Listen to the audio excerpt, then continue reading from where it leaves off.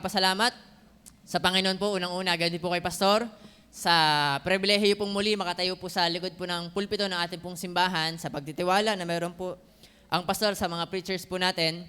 And salamat din po sa ating pong simbahan na nagtatalakay ng ganito pong mga talakayin. Kasi ang mga Bible study po natin, laging umiimik na pag sila sumisimba, paulit-ulit, parang motivation na lamang. Pero salamat, tayo po ay merong takbuhin.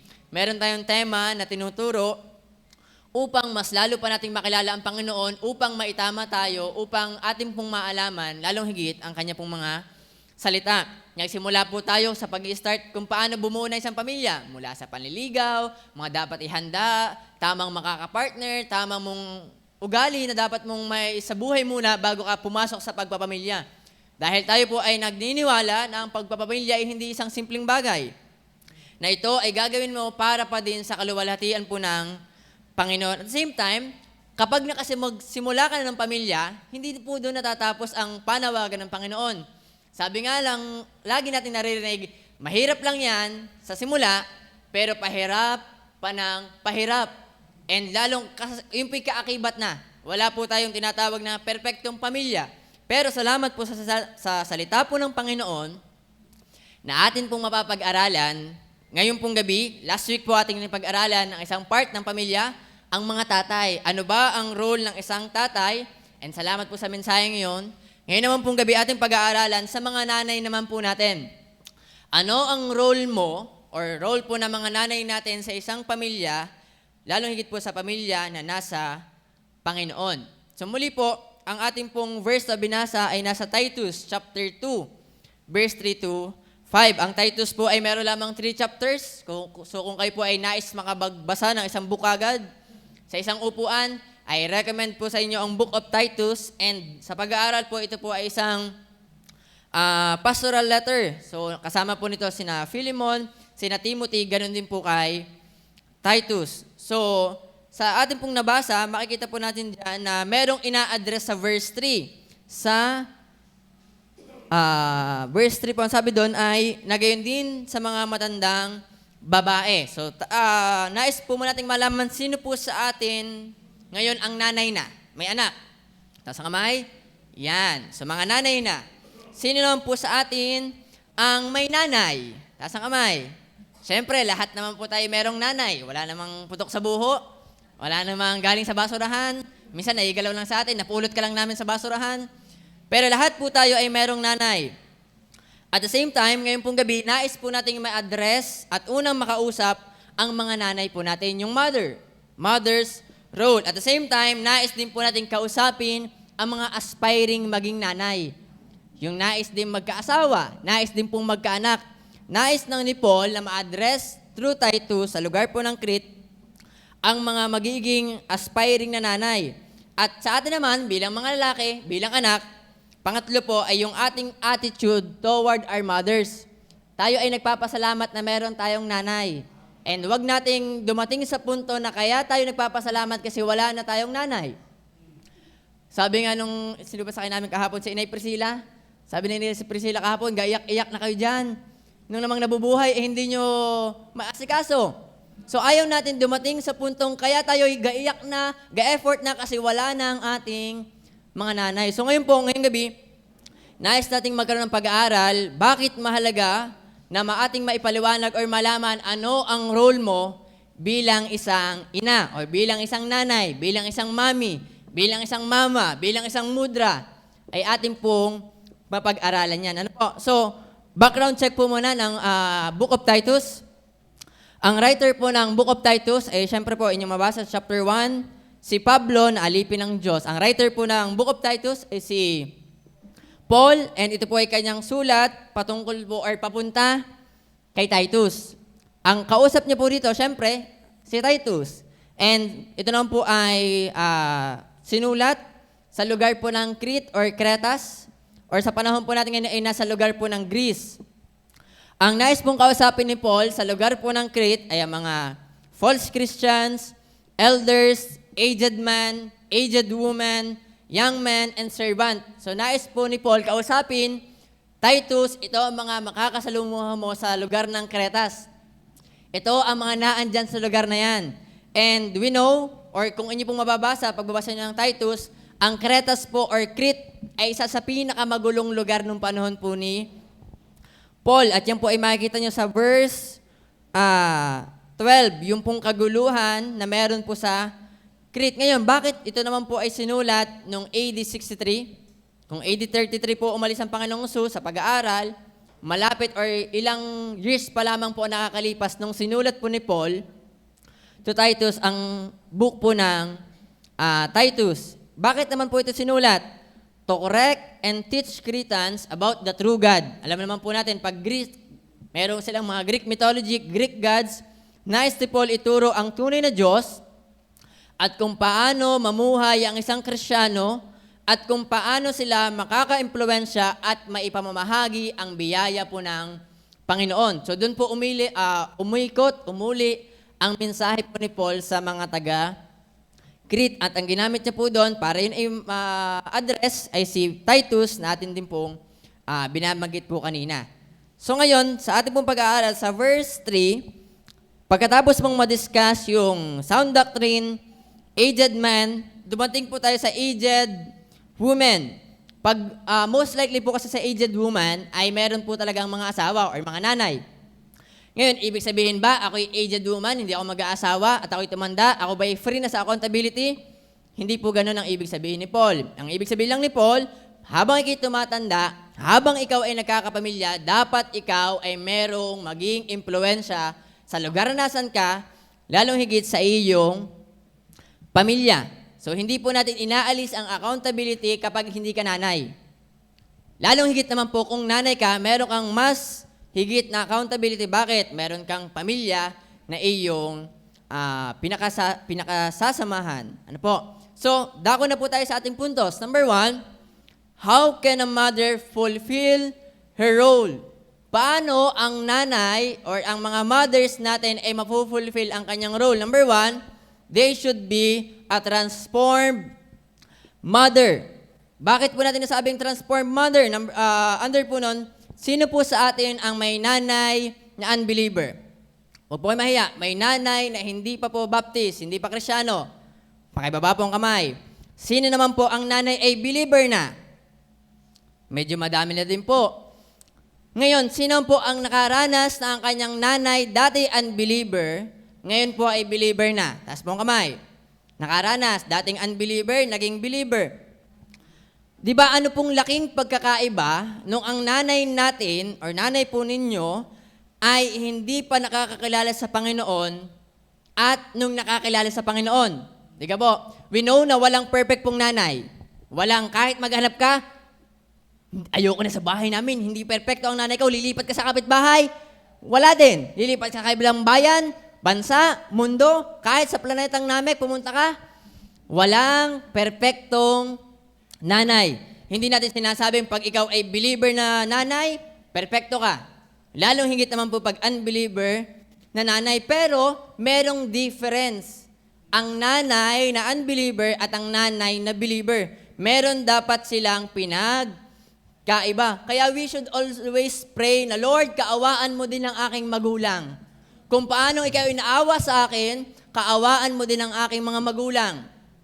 Tayo we believe in election hindi para magtambay o para tayo ay magintay na lamang ng maligtas.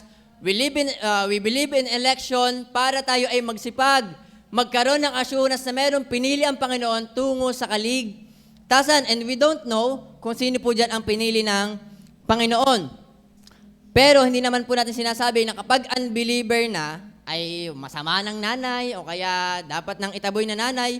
Meron po tayong mga kilala na hindi man baptist, daig pa minsan ng baptist, pero magaling na nanay. Mapapagkatiwalaan, masipag, matalino, at responsable po sa kanyang pamilya. Kaya tayo po ay nagpapasalamat na ang nanay mo ay kapareho mo na ng pananampalataya. Kapareho mo na ng paniniwala. Tayo ay parehong ligtas. Tayo ay parehong palangit. Tayo ay magkasama na sa lupa, magkasama pa sa langit. Na-enjoy natin na tayo ay sumisimbang magkakasama. Na-enjoy din natin at ma-enjoy na tayo po ay magkakasama sa langit. We believe na tayo ay pwedeng makakilala pa din sa langit, pero hindi natin emphasize na, uy, nanay ko yon, uy, tatay ko yon. Pero we believe na kung tayo talaga'y tunay na mananampalataya, tayo po ay makikita pa sa langit dahil po tayo iniligtas po ng Panginoon.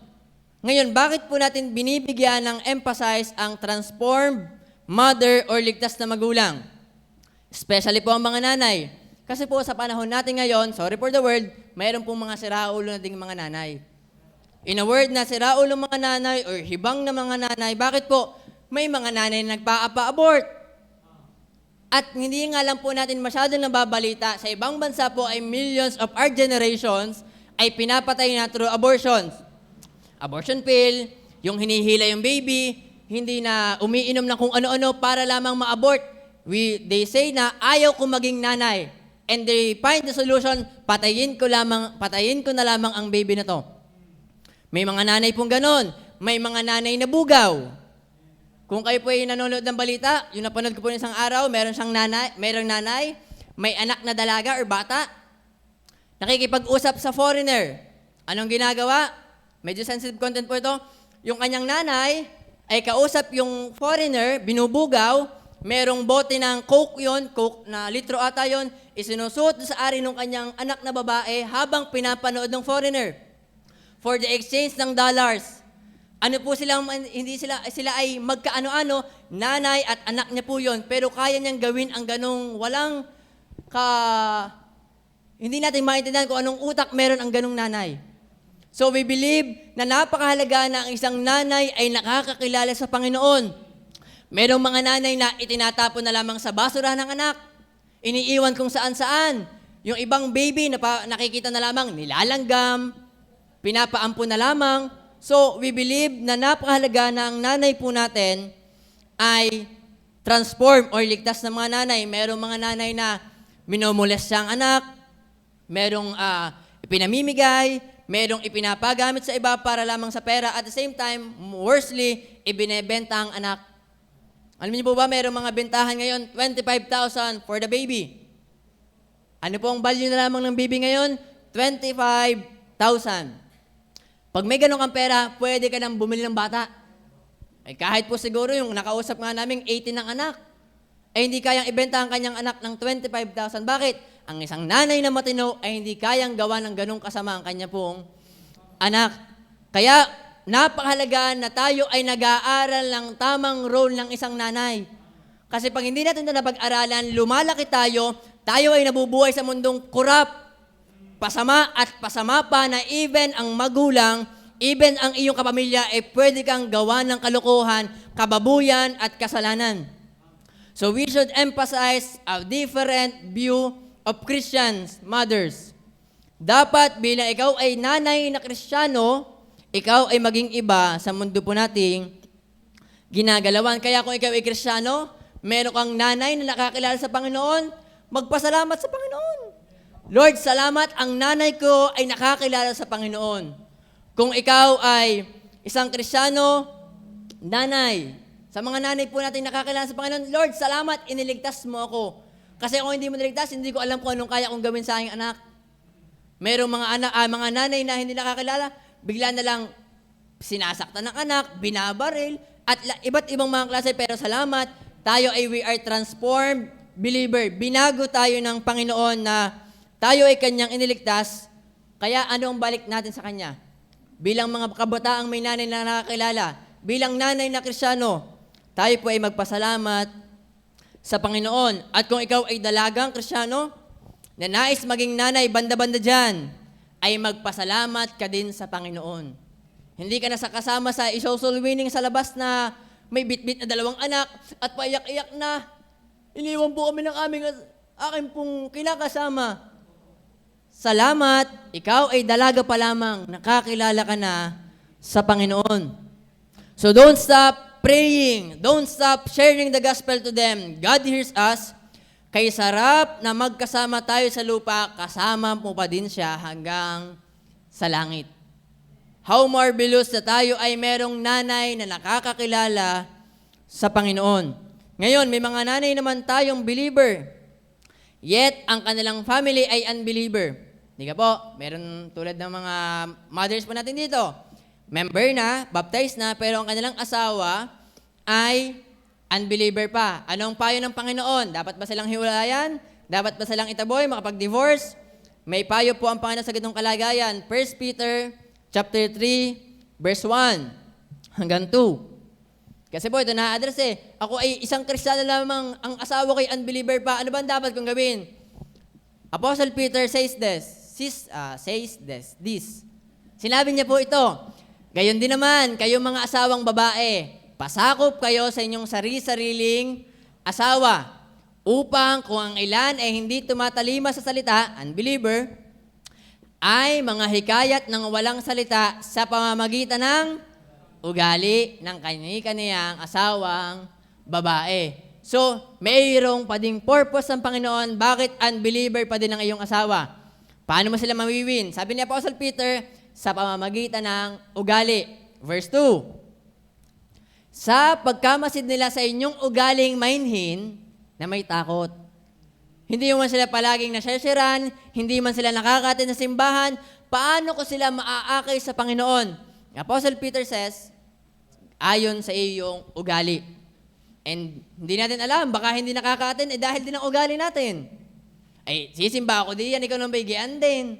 Ako'y pupunta pa diyan, ganyan din naman pala, wala namang pagbabago. Pero salamat kung meron magandang feedback sa atin na banda-bandariyan, ako'y makakasama mo din. Banda-bandariyan, ako'y pupunta din dahil nakikita kong meron Diyos sa iyong buhay.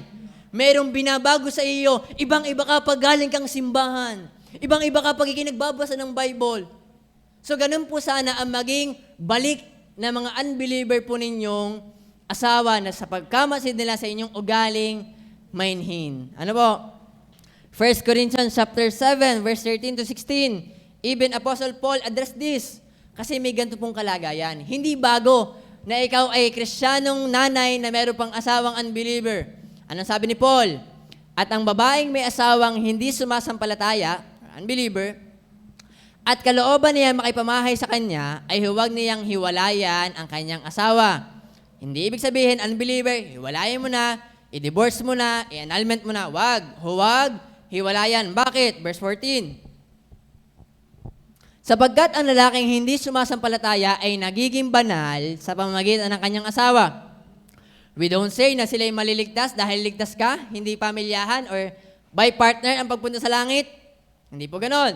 At ang babaeng hindi sumasampalataya ay nagiging banal sa magitan ng kanyang asawa. Vice versa, kung ang babae naman ang hindi believer. Ang sabi dito, sa ibang paraan, ang inyong mga anak ay nagkaroon ng kapintasan. Ngunit ngayon, mga banal. Verse 15. Ngayon, may kung humiwalay ang hindi sumasampalataya, they chose na ikay makipaghiwalay sa iyo, anong sabi? Ay bayaan siyang humiwalay. Ang kapatid na lalaki o kapatid o babae ay hindi natatali sa ganitong bagay, kundi sa kapayapaan kayo tinawag ng Diyos. Verse 16. Sapagkat paanong malalaman mo o babae kung maililigtas mo ang iyong asawa? O paanong malalaman mo o lalaki kung maililigtas mo ang iyong asawa? Sa mga kasal na po, bago naging baptist, bago nakakilala sa Panginoon, hindi ibig sabihin na nagkamali ang Diyos na yan ang iyong asawa. Huwag niyo maunahin, ako atay nagkamali ata ako na napili kong pakasalan. Kasi hindi believer. Ang sabi ni Paul, hindi mo dapat ihiwalayan because they are unbeliever. God still honors your marriage. Yung kasal na inyong ginawa, yan may nihuwes, yan may sa simbahan, God honors that.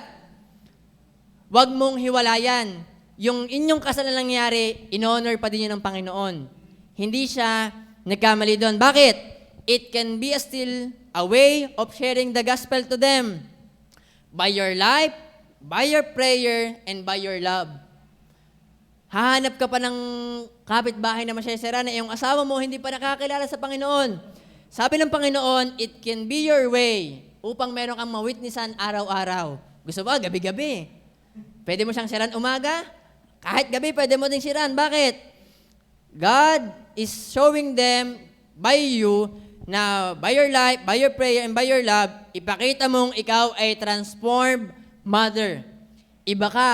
Hindi ka katulad ng ibang babae. Hindi ka katulad ng mga hindi nila asawa. Ikaw ay Kristiyanong babae, Kristiyanong nanay, na iba sa ating pong kinagisnan. It can be your way to share the gospel to them upang sila'y makakilala sa Panginoon. Ako'y nahihiya asawa ko nakakasura Paano? By your attitude. Ano ang nagiging ugali mo sa bahay, sa iyong asawa, sa iyong mga anak? Tatandaan po natin, ang unbeliever ay nagmamasid sa atin. Hindi man sila nagbabasa ng Bible, binabasa niya ang iyong buhay. Kung anong pinapanood mo, anong inuugali mo, saan ka pumupunta, sinong kabarkada mo, ito kay Kristiyano. Ano ang magiging basa nila sa atin? O sa inyo po na may mga asawang unbeliever? Dapat ang mangindol nito, you are a transformed mother. Anong sabi ng verse 16? Hindi mo alam kung sila'y ililigtas ng Panginoon. Malay mo, banda-banda riyan. Malay mo, kung ikaw ay mayroong mga part na kung kailan namatay ang asawa, saka nakakilala sa Panginoon. Kung kailan nagka-problema, saka nakakilala sa Panginoon. So don't divorce. Stay faithful on your marriages and fulfill the Great Commission on them.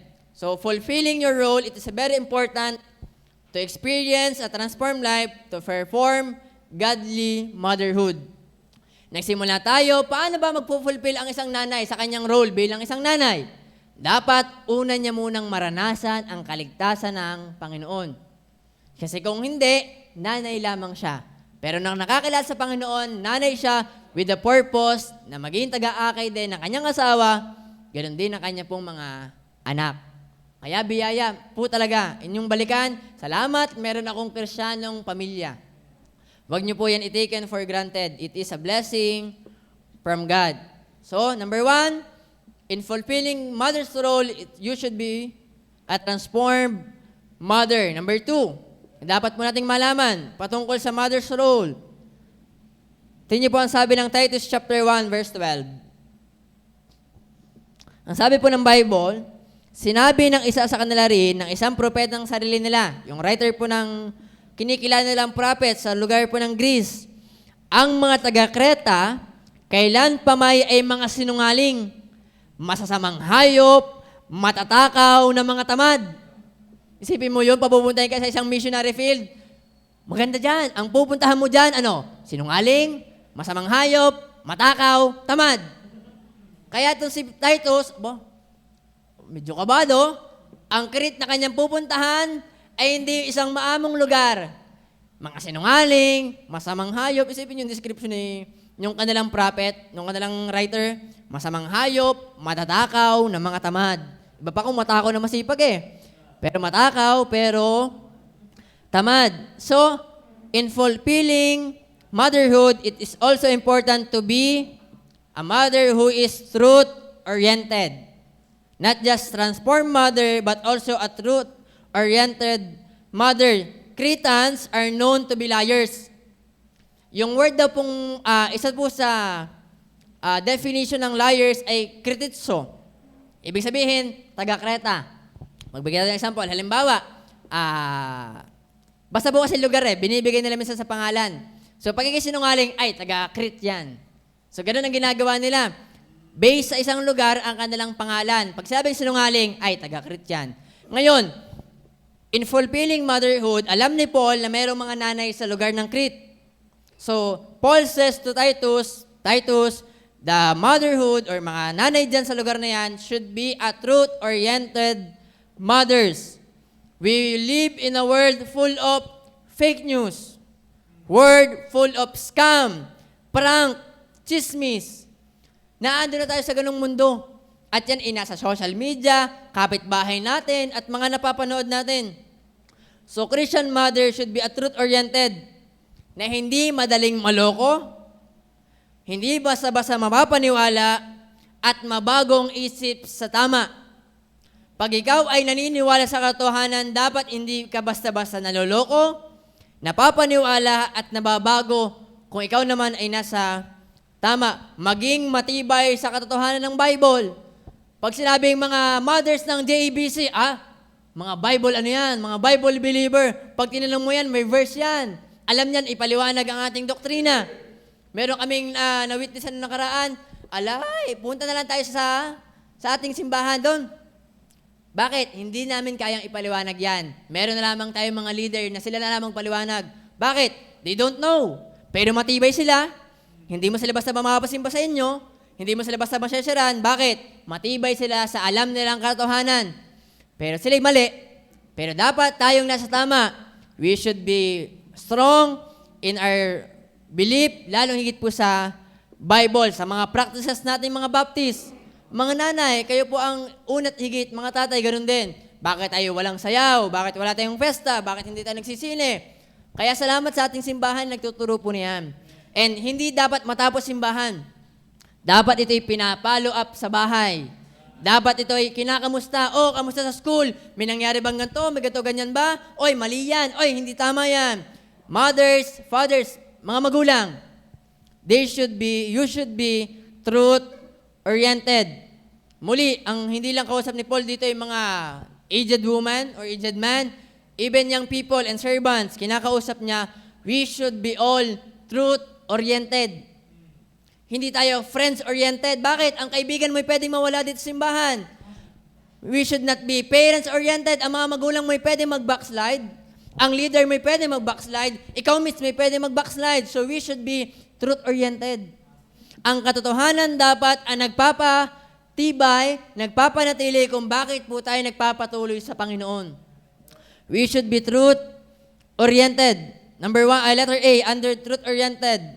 We should be truth-oriented in our actions. Ang sabi ng verse 3, ng Titus chapter 2, verse 3, na gayon din ang matatandang babae ay maging magalang sa kanilang kilos, hindi palabintangin, ni paalimin man sa maraming alak, mga guro ng kabutihan. So, we should be truth-oriented in our actions. Isa, sa napakabilis mapansin sa isang Kristiyano ay kung paano siya kumilos. Uy, iba to ah. Bakit ito yung nagpe-pray bago kumain? Uy, iba to ah. Bakit ito yung hindi nagsasayaw? Uy, iba to ah. Bakit ito yung wala pag Sunday at nasa simbahan? Ang mabilis makita sa atin ay hindi kung gano'ng kadaming verse ang makikita sa ulo mo. Hindi kung gano'ng kadaming giving ang nabibigay mo. Kundi paano mo isinasabuhay ang katotohanan na nasa iyo. Dapat ang katotohanan na ating pinaniniwalaan nasa puso ay ating isinasabuhay. Anong sabi ni Paul? Maging magalang sa lahat ng kilos. Ito man ay sa pananamit. Dapat wala na po nagsusumba sa atin. Na ang nagsusumba, ang ikli. Ang mga nagigiling din naman, gaganon din naman. Sa damit, hindi na dapat tayo yung kitang kung ano man, pati likod, pati mga ano. Mothers should be an example with their actions. Ang nanay ay pinapansin, nakikita ng kanyang kapitbahay, ng kanyang asawa, lalong higit ng kanyang pong anak sa pananamit, sa pakikipag-usap. Dapat ang mga nanay ay kilalang Kristiyano sa pakikipag-usap. Wala dapat narinig sa ating pinagtsitsismisan. Wala dapat narinig sa ating sinisiraan. Ang mga nanay dapat ay maging magalang sa pananamit, pakikipag-usap, even in our practices. Maging iba tayo sa mundo nating ginagalawan.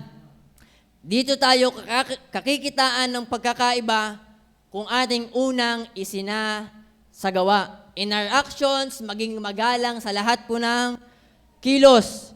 Number 2, under po ng action ay hindi alipin ng alak. Common naman po ito eh. Common sense na lamang. Pero nung sa Eastern countries po kasi, common sa mga babae ang mga lasinggera. Ito man ay babae or magulang. Pero hindi naman po talaga magandang tingnan ang babaeng lasinggera. Pahapay-hapay na ganyan, uuwi sa bahay pagewang-gewang, hindi siya magandang tingnan. Kaya nga nakakainis sa mga telenovela. Kung kayo nanonood din naman, kunwari, ng MMK, ng magpakailanman, ng ipaglaban mo, o kung ano man, anong mga role minsan ng mga nanay doon? Kuha mo ko doon nga. Nakakainis, nakakahilis siya ng galit. Bakit? Hindi magandang tingnan sa isang nanay na lasinggera. Yung dapat pambili ng gatas, ibili mo ako ng bilog. Ibili mo ako ng ako'y tagay pa. Hindi magandang tingnan. Nagpapakananay ka, tapos kay lasinggera, Anong sabi ni Paul? Hindi siya magandang tingnan. Hindi ka dapat alipin ng alak.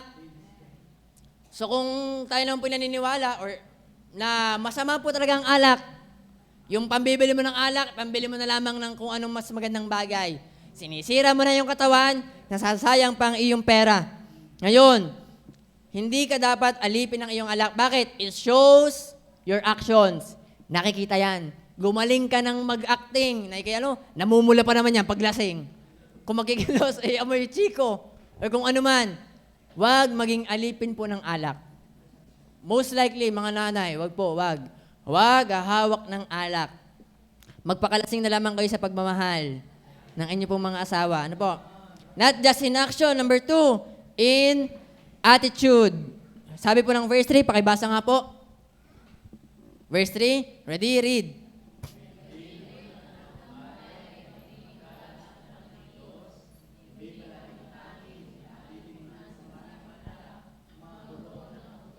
Okay, ano sabi po po? Not just in our action, but also in attitude. Sa pag-uugali, under po ng kung paanong sa kilos dapat ay may katotohanan, kasabay nito ay ang katotohanan sa pag-uugali ng isang mga nanay. Hindi lang sa kilos, kasi may mga nanay na mga introvert mga inverter. Anong sabi? Hindi lang sa dapat sa kilos, ganoon din pati po sa pag-uugali. Ano sa pag-uugali? Number 1, hindi pala bintangin. Isa po talaga ito sa dapat nakokontrol ng isang nanay. Dahil isang nanay, malakas ang instinct. Alam ng nanay ang ilang mga bagay, pero pwede siya mag-fall sa daya ng pagbibintang. Pwede siya mag-fall sa magkamali. Parang si sister yun may kaangkas Parang, tapos kilala mo yung kaangkas niya Ito namang walang kaalam-alam, sino? Tapos, mabibintang, mababasa siya, oo nga nakita daw ni Pag binalik mo sa kanya, hindi sa akin galing yan. Anong sabi ni Paul? Dapat sa ating pag-uugali, huwag tayo maging pala bintangin. Sino ba ang tinawag na pala bintangin sa Bible? Si Satanas. Si Satanas ay false accusers. Ayun naman po natin matawag ni Satanas. Tika po. Ayun nga maging matawag, si pala bintangin yan. Lalong higit tawagin nga Satanas. Ayaw natin pong maging ganon. Bakit? Hindi po dapat tayo maging false accusers, not raising false reports. Kung hindi sigurado, wag munang sabihin. Ang tawag doon, alamin muna kung tama. Verify muna kung tama. Bringing false charges against members of the church. Hanggat hindi mo pa siguradong yun nga, baka kamukha, baka ka-triplets, o ka-quadruplets, malaking chance. Pero hanggat hindi ka sigurado, wag maging pala bintangin. Huwag naman po sana tayong masanay o maging identity natin na basta nanay, palabintangin. Isang masamang identity yon sa isang nanay na ikaw maging palabintangin. Kasi masama sa lasang ang mapagbintangan. At the same time, manang bintang ka na, hindi ka pa marunong tumanggap na ikaw ay mali. Naku. Halimbawa, nang bintang ka, hindi mo nga sure, pero ginawa mo pa din, kinuwento mo pa din, nalaman mo ikay mali. Di ako nang mali. Hindi ganon. Pag ikaw, halimbawa, hindi mo talaga napigilan, you got that nerves na maibigay yung chismis na yon. At nalaman mo ikay mali. Sorry po, hindi ko pala sure. Hindi mo ikabababa ng dignidad kung ikaw ay hihingi ng tawad. Matuto po tayong mag-sorry. Yan ay hindi mo ikaliliit. Hindi mo yan ikasasama kung ikaw ay marunong tumanggap ng iyong pagkakamali. In our attitude, huwag maging palabintangin but also guro ng kabutihan. Isa po ito sa general na turo sa bawat isa sa atin. Even young people, nanay, YS, YP ay dapat nagiging guro. Pero kilala po ang nanay sa magagaling magturo. Ilan sa mga teachers natin? Mga nanay. Talagang kumakapangurit, ikala mo yung anak niya Most likely sa mga teachers ay mga nanay. Ang inspiration ng mga heroes, dahil sa nanay ko, kaya ako nagkaganito. Para sa nanay ko. Because mothers are a good teachers. Ang nanay ay napakagaling magturo. They play a big role in the history. At dahil nanay kang magaling magturo, we should incline it in teaching good things. Eh, teacher nga, tinuturuan naman kung paano magbenta ng shabu, kung paano hindi mahuli sa school, kung paano gumawa ng kalokohan. Teachers din, pero not good things. Pero ang payo ni Paul, be a teachers of good things, guro ng kabutihan. Hindi man natin pinagpipreach po sa simbahan ito ang mga babae. Well, ang pagtuturo po ay nasa inyong bahay at nasa inyong pamumuhay. Sabi nga, sa pulpito ay pwedeng ang mga lalaki. Pero sa bahay, naandyan ang pag-follow up ng mga nanay. Kamusta napakinggan natin kanina? Kamusta ang iyong tinuro sa school? Kamusta ganito ganyan? Dapat tayo ay guru din ng ating pong pamilya. Huwag po nating maliitin ang pagtuturo ng isang mga nanay. Dahil napakadaming paniniwala na daladala natin hanggang ngayon na natutunan natin sa ating mga nanay. Meron pa tayong mga practices na, ito kasi ang turo ni mama. Ito kasi ang sabi ni mami. Ito kasi ang sabi ng aking nanay. Bakit? Mothers are good teachers. Pero dapat sinala natin. May bait naman pa tayo. Basta tama, dalhin hanggang pagtanda. Pag mali, iwanan na at matutunan ang pagkakamali pong iyon. So ang payo sa bawat nanay po na naarito ay maging truth-oriented in our actions, even in our attitude. Maging iba po tayo. Katulad ng mga nanay sa Crete, maging kakaiba ang mga mother po natin. Ganun din po dapat sa GABC. Ang mga nanay natin ay careful in our actions, even in our attitude. Number 3, and the last. Number 1, mothers to fulfill their role is a transformed mother. Number 2, is a truth-oriented mother. And number 3, sabi ng verse 4-5, upang kanilang maturuan ang mga babaeng may kabataan na magsiibig sa kani-kaniyang asawa, magsiibig sa kanilang mga anak, mangagpakalinis, mangagpakasipag sa bahay, magagandang loob, pasakop sa kani-kaniyang asawa, upang huwag lapastanganin ang salita ng Diyos. Number 3, teacher of the young people. Hindi ka lang binago, hindi ka lang naniniwala sa katotohanan, kundi may purpose ang Panginoon. Yun ay para maging guro ka ng mga susunod na henerasyon. God does not give you that role or stage of life or nothing to be selfish. Hindi naman tayo binigyan ng Panginoon ng ganitong mga kalagan upang maging makasarili. Hindi ganon. God give you that role, that ability, that experiences, that wisdom to teach the next generation. Hindi mo dapat yan angkinin. Hindi mo dapat yan ipagdamot. Hindi mo dapat yan ikahiya. Bakit? Ang next generation ay umaasa sa mga nanay po natin. Sabi nga, ang bata ay hindi basta natututo ng kanya, meron siyang pinapanood. Meron siyang nakikita. Meron siyang meron siyang halimbawa. Ang sabi ng Bible, kung di ka makapag-aasawa, still makapagtuturo ka pa din. Kung nanay ka, turuan mo ang anak mo, ang apo mo, ang mga taong nasa paligid mo, upang matutunan din nila ang mga natutunan mo. Kung paano yan ay natutunan mo sa ganyang edad, isabihin mo sa mga young people, sa mga YS po natin, kung ikaw ay may natutunan, may turo mo. Kung meron kang pagkakamali, may turo mo din, upang kanila pong maiwasan. Hindi yung, aantayin ko muna magkamali. Oy, dalawa na tayo. Hindi ganon, kundi you prevent. We believe in personal accountability, pero we also believe na pwede mong mabantayan, pwede mong mapayuhan, pwede mong maagapan ang pagkakamali ng young people because you teach them what to do. Napakahalaga ng testimony because it is your credibility. Baka ka makapagtuturo, madami sa atin takot magturo. Bakit? Hindi na iisagawa. Bakit? Baka magbanda. Tuturuan mo kami hindi ka nga ganyan. Napakahalaga ng testimony. Bakit? It is your credibility sa iyong pagtuturo. Yan man ay product, yan man ay kung ano man.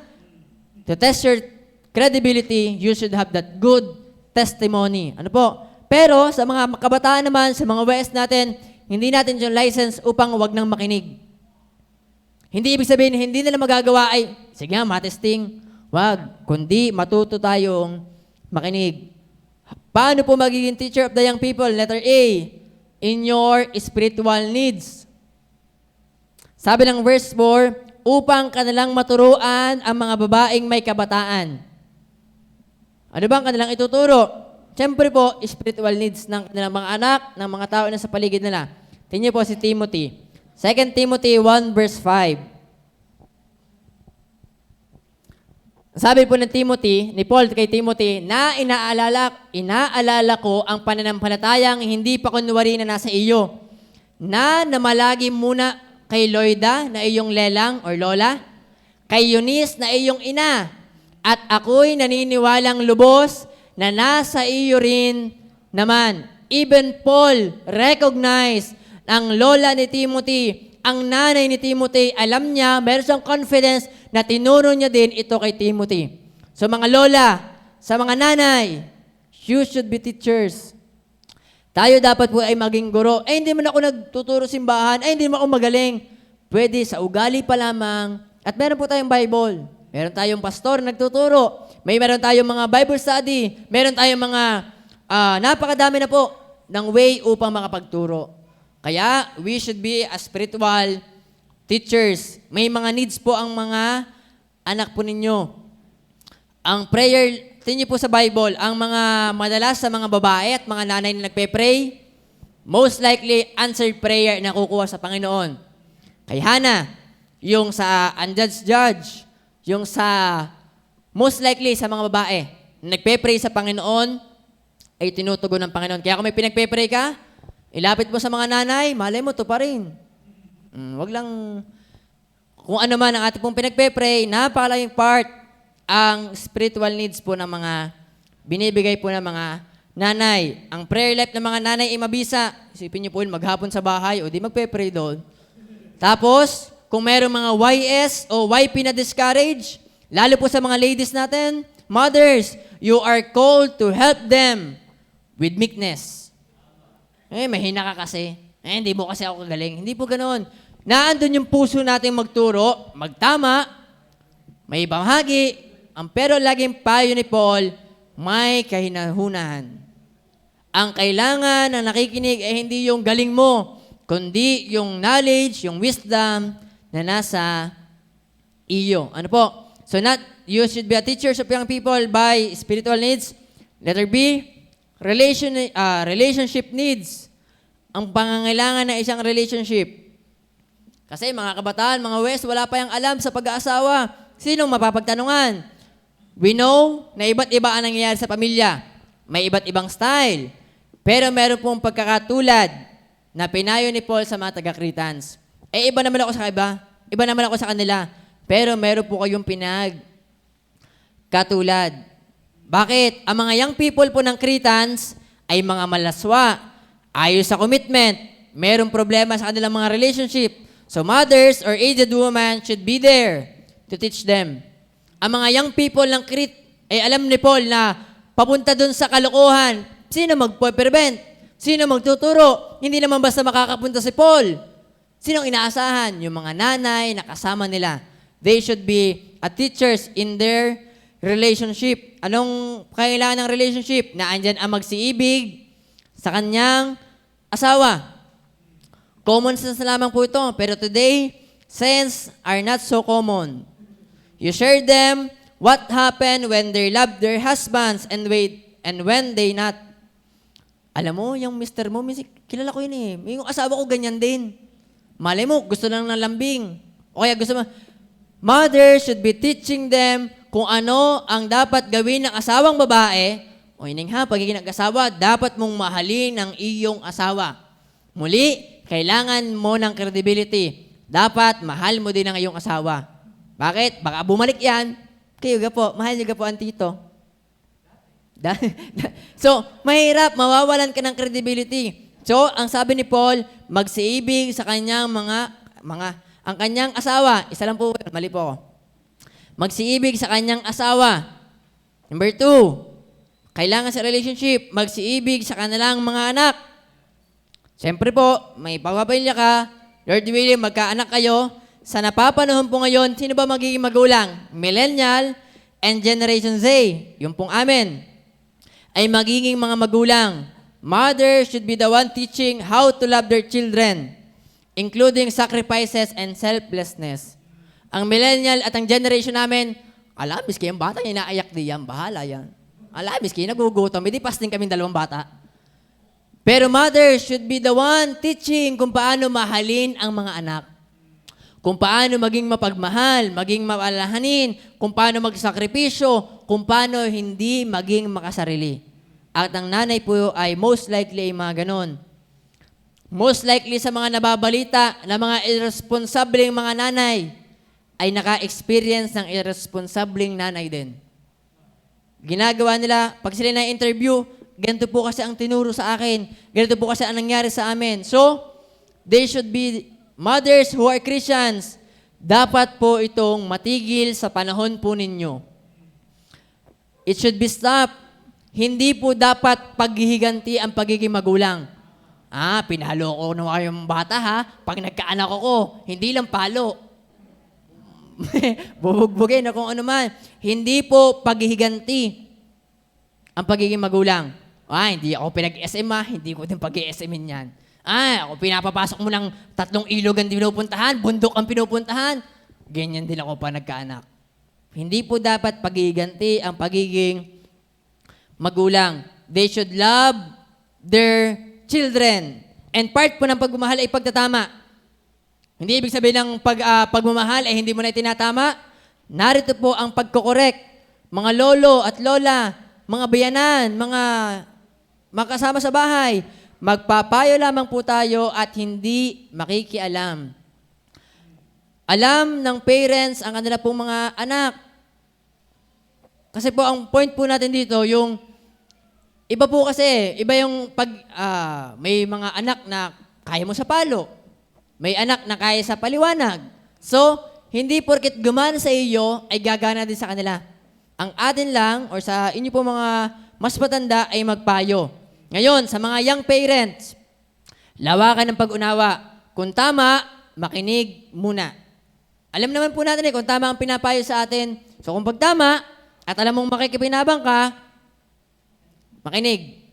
Dapat magsiibig sa kanilang mga anak. Mangagpakahinahon. To be, yung pong ibig sa English ay to be discreet. Ang ibig sabihin po discreet, isa po ito sa mahirap sa mga nanay. Alam niyo po bakit? Kasi ang nanay ay minsan nervyoso, matalak, yung hindi mo, alam niyo na po yun, yung paano ko describe, hindi ko lang po siya masabi in words. Alam niyo po ba kung bakit unang nililikas sa mga babae? Alam niyo kung bakit? Alam niyo po kung bakit unang nire-rescue ang mga babae? Alam niyo po bakit? Para makakilos ang mga rescuer ng maayos. Kaya, okay, unahin ng mga babae. Kasi mo sa Titanic, inuna nila. Kasi kung sabay-sabay sa lahat, lahok-lahok, maingay ang rescuer. Kaya, mothers should be discreet. Unahin ang mga babae. Magpakahinahon. Alam po natin na talagang may mga part sa ating lalo po sa mga kabaihan, pero ang payo, mangagpakinahon. Next, mangagpakalinis. It speaks of purity. Kung paanong hindi ka basta-basta nabibilog o naloloko, ituro mo sa young people. Kita ko may lumalapit sa'yo. Kilala ko, ganyan din ang tito mo. Babantayan ang bawat isa to preserve their purity. Kung ikaw man ay nabilog, nag-fall ka, turuan mo naman ang young people kung paano makaiwas. Kung paano maitama ang iyong pagkakamali. So you should always place that role na I am a teacher. Dapat ako magturo ng tama sa mga mas nakakabata sa inyo po. Magpakalinis, magpasakop sa kanyang asawa. Hindi lang mahalin o magsiibig, kundi magpakasakop din. Napaka-self-explanatory naman po nito siguro. Pero utos po ito ng Panginoon na wives, submit to your husband. Submission is not, hindi ibig sabihin na kayo nagsasubmit, under ka na. Hindi ibig sabihin na kayo nagsasubmit, mas mahina ka na. Submission is the design of God at dapat ito po ang nasusunod. Hindi kung sino mas matanda, kung sino dapat ang mas matalino, kung sino mas malaki ang sahod, siya ang nangunguna. Ang pattern at design po ng Panginoon, magpasakop sa kanyang asawa. Sinong kausap? Babae. Babae ang dapat nagpapasakop, lalaki dapat ang naglilid. Wives should be there submitting to their husband. And submission is different to compromise. Sabi ni Brother Andrew, mag-submit. Sabi ng asawa ko, wag nang sumimba. Di wag na sumimba. Sabi ng asawa ko, wag na ka magbigay sa simbahan. Di wag na. Submission is different from compromising. Merong mga time na dapat kang manindigan. At malay mo, sa paninindigan mo, huwag kang matakot. Pwede yung gamitin ng Panginoon. Ito, tinatakot ko na. Ito, pinagbabawalan ko na. Tuloy pa din. Makasama nga. Alam niyo po ba yung sumulat ng cold case Christianity? Hindi naniniwala sa Diyos, pero dahil ng kanyang asawa, nagkaroon siya ng pag-aaral patungkol sa Christianity at doon siya nakakilala sa Panginoon. We should stand even we submit. Iba ang submission, iba ang compromising. Maging magpasakop sa kanyang asawa, magmagandang loob. Bakit po nabanggit niyang magagandang loob? Madaming decision financially ay napipigilan dahil ang asawang babae ay madamot. Hindi ko po nilalahat. Madaming financial na napipigilan dahil ang asawang babae ay madamot. Hindi po to absolute. Pwedeng hindi po to nangyayari sa inyo. Well, praise the Lord. May mga magpapatunay na mas giver ang kanyang asawa, mas matulungin ang kanyang asawa, mas nagiging mabuti ang kanyang asawa. Pero, kung ano man po ang cases po ninyo, praise the Lord. Pero ang payo sa mga elder woman ay magbagandang loob. Alam naman po natin na mahirap ang buhay ngayon. Bumili ka na ng bigas, wala na. Mahal na ang bigas, pati lata ng sardinas. Lahat po ay nagmamahal na din. But the point is, mothers are example of good deeds for the next generation doing it also. Kapag ang kinalakihan ng bata ay pamilyang madamot, ano magiging bata? Madamot din. Kung ang bata ay lumaki sa pamilyang mapagbigay, ano ang bata? Mapagbigay. Kaya nakakatuwa pong panoorin o tingnan ang mga magulang na tinuturuan ang kanilang mga anak na gumawa ng mabuti. Anak, pag ang kaklase mo walang baon, singilan mo. Wag. Kung kaya namang hatiin, bigyan mo. Anak, kung ang iyong kaklase walang payong, payungan mo. Kung kaya bantayan, may sakit, may dala kang gamot, gawan mo ng mabuti. And mothers and parents should be the one teaching them. Kasi kung hindi, ito niyo po napapanood sa balita, sinasaksak ang kaklase, binabaril, sinusuntok, saan nakikita? Sa pinapanood, sa mga magulang, na ang thinking nila, ito nangyari sa bahay namin, ito din ang gagawin ko. Pero kung meron teachers, may mga magulang na nagtuturo, dapat po itong nape-prevent. May mga magulang na dapat nagtuturo gumawa ng mabuti, magmagandang loob. Alam niyo po ba yung video kapag lumindol, huwag na po. Joke po kasi Sabi nung bata, anak, anong gagawin pag lumindol? Huwag dapat magpapanik. Sabi ng bata, huwag magpapagutom. Kasi ang laging tinuturo ng bata, ng mga magulang, huwag magpapagutom ha. Kaya ang sabi ng nanay, anong gagawin pag lumindol? Huwag magpapagutom. So, even kahit emergency, tanda nung anak kung paano itinuro mga magulang na huwag magpapagutom. Ilalindol na po yun. So, napakalaki ng role na ginagawa ng mga magulang.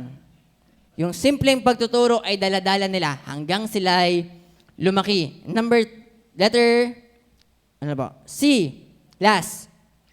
Even in practical needs. Mothers should be teachers to young people, even in practical needs. Anong sabi ng Bible? Magsipag sa bahay. Alam niyo po, ang mga nanay, yan ang isa sa pinaka-hinahangan ko, magsipag sa bahay. Yung cabinet, nananahimik doon, nilipat dito. Yung aming kwartong, kalinis-linis ko namang tingnan, may mas malinis pa palang tingnan. Bakit? Dumating ang nanay. Ang mga nanay ay masipag po dapat sa bahay. Ang mga nanay, ang sabi ni Paul ay magsipag sa bahay. Bakit? Ito ang ituturo nila sa kanilang mga anak. Madaming wisdom, even practical, sa pagbabudget. Kung paano mababudget ang pera, kung paano mapagtitipid ang mga gastusin sa diskarte sa bahay, kung paano tumakas sa maniningil. Dapat wala kang iniiwang tsinelas sa labas. O dapat yung aso nakatali sa may pinto.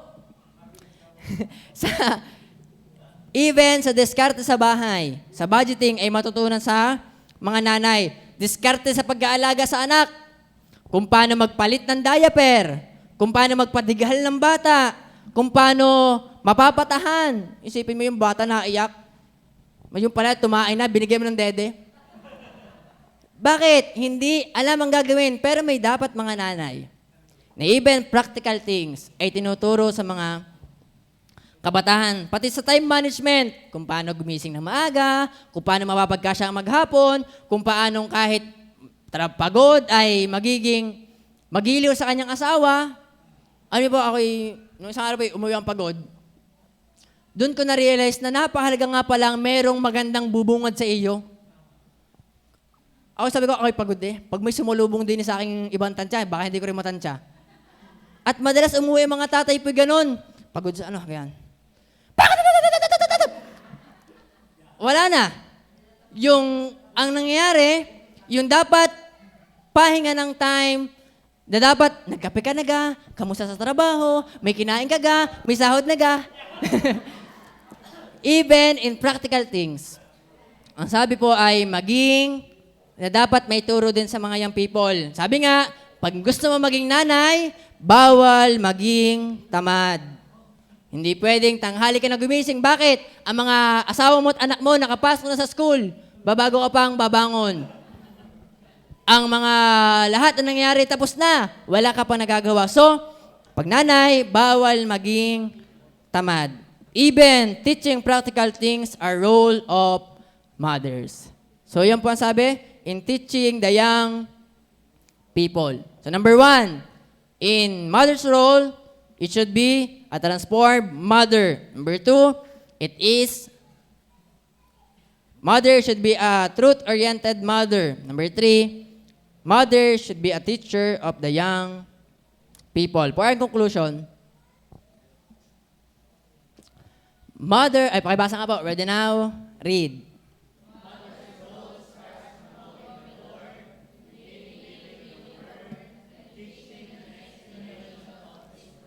Mother's role starts from knowing the Lord, transform mothers, maintaining the living the word, truth-oriented, and teaching the next generation of this world.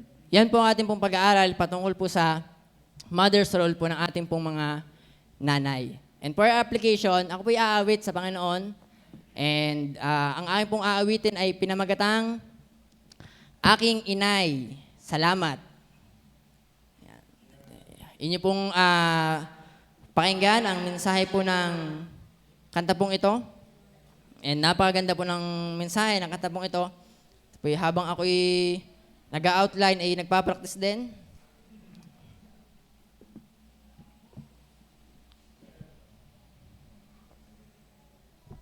Kizram.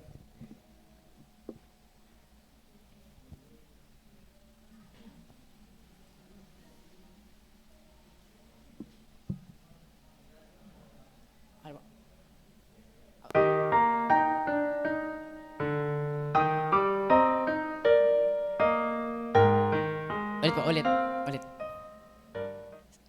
Nagpe-play ba ako dyan, Ate Ellie? Dito na po, dito sa akin. Yan. Sa akin po. Okay. Muli, ang kanta po ay Aking Inay, Salamat. Ito po yung attitude natin naman sa mga may nanay. Sa mga nanay, anong ating dapat maging reflection sa ating pong napakinggang mensahe?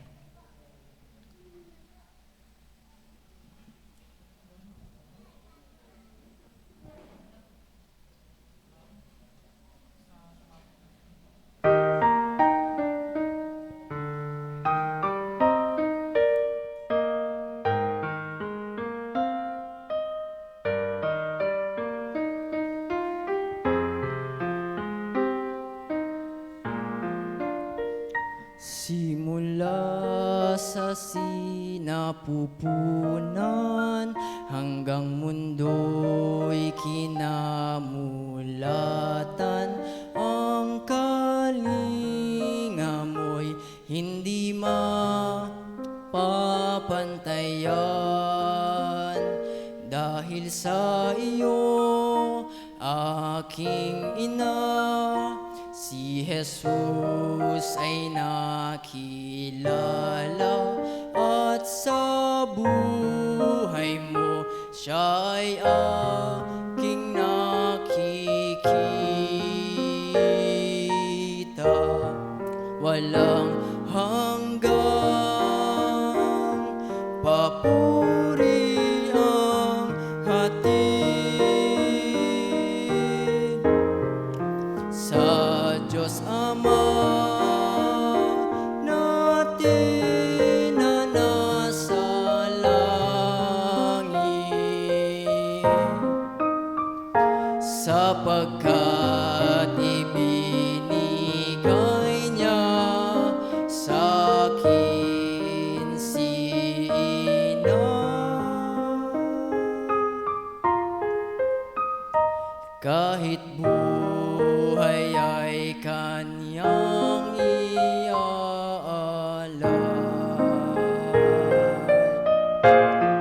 O Diyos aking lubos na panalangin, si Ina ay laging makapiling. Siya po ay inyong ingatan, desisyon ay gabayan, at pag-ibig namin ay maramdaman.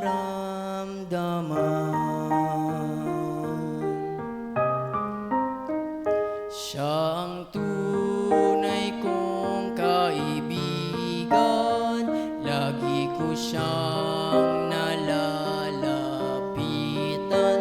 Ang pag-ibig niya'y laging nararamdaman. Buhay man may suliranin, agad niyang ipapanalangin. Kay Jesus palagi siyang nananalig.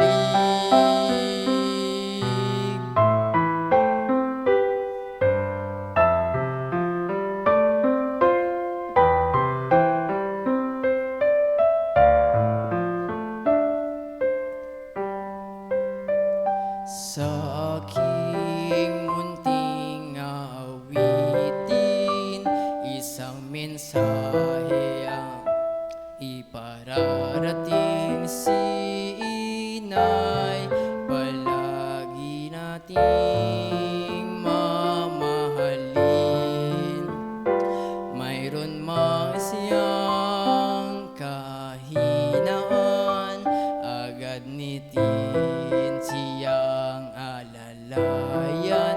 Panalangin natin ay kanyang ilangan.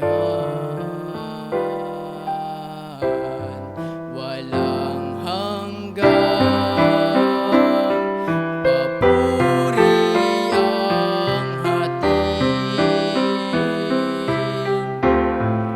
sa Diyos Ama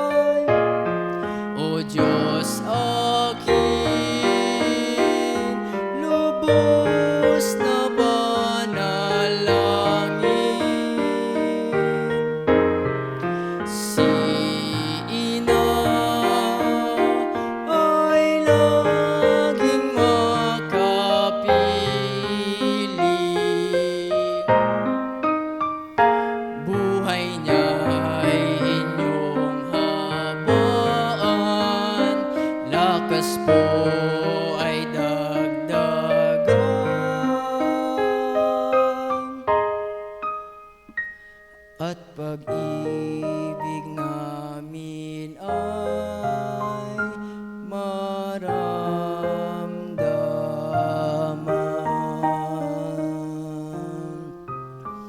Salamat po sa lahat po ng mga nanay. Pagpalain po kayo ng Panginoon. Tayo po'y manalangin. Panginoon po namin Diyos na makapangyarihan sa lahat, isang magandang gabi po. Salamat po sa